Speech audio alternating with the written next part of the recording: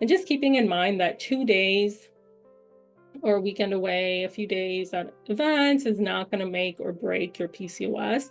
PCOS is a lifelong condition, and managing it comes from maintaining your habits and lifestyle consistently over a long period of time. Welcome back to the Holistic Hormones Podcast with me, Dr. Ami Patel, pharmacist and hormone consultant. I've transformed my pain, struggle, and journey with managing my PCOS into my passion to support women to gain freedom from their hormone imbalance symptoms. On this podcast, I share practical tips that have worked for me and my clients, as well as conversations from experts in their field.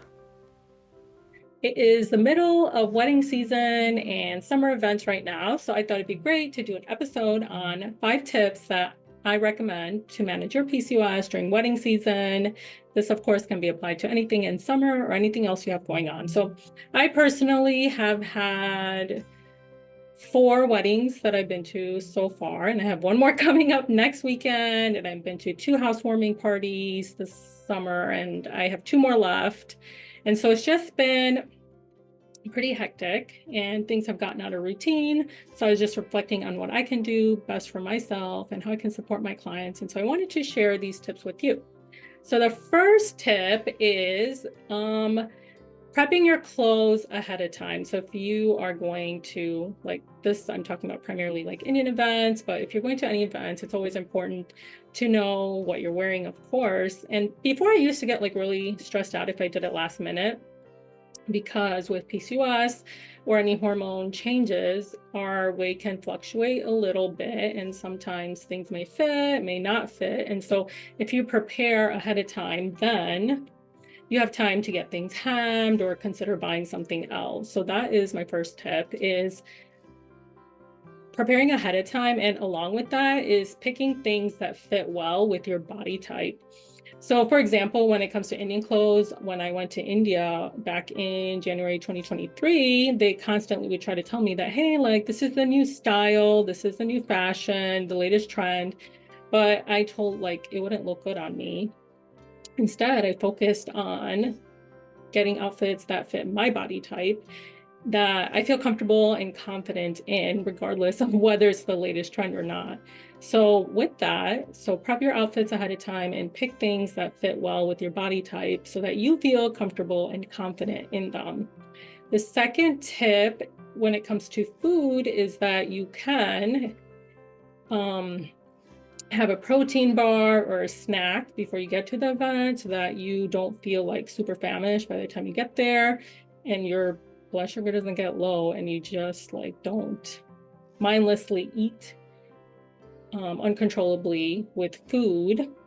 So that's one tip. And then regarding food, that's the tip. Are you confused if your acne or hair loss is related to PCOS or something else? Could you be the 1 in 5 South Asian women or the 1 in 10 women worldwide with PCOS?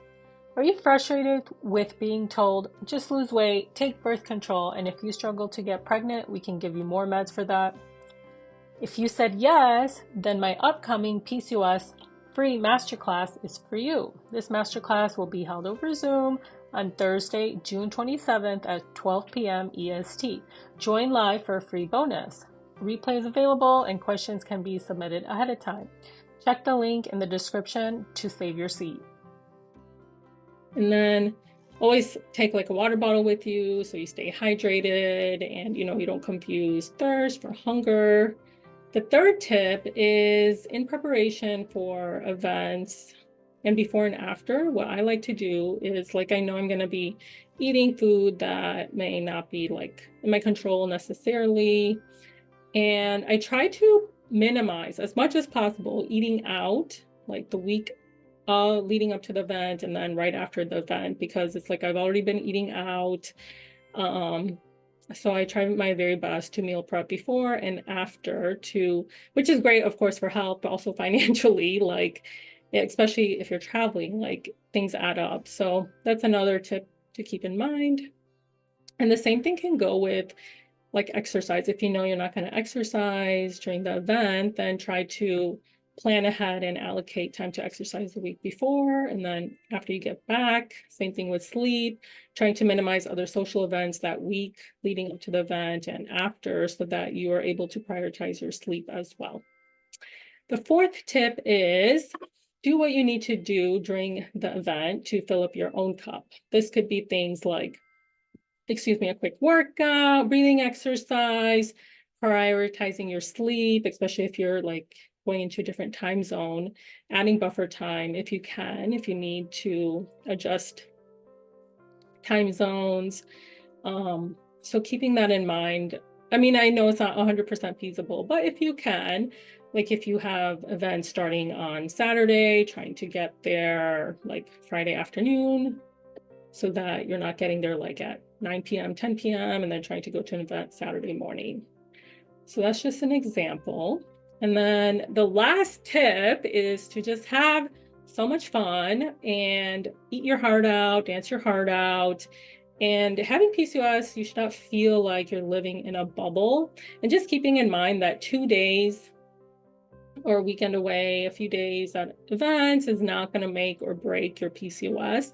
PCOS is a lifelong condition, and managing it comes from maintaining your habits and lifestyle consistently over a long period of time. So yeah, if you don't do any of these tips and you just have fun, then that is even awesome. Even better too, because that's de-stressing, that's living your life, and that's really important too. PCOS shouldn't stop you from doing those things. So yeah, those are the tips that I have when it comes to managing your PCOS during wedding season.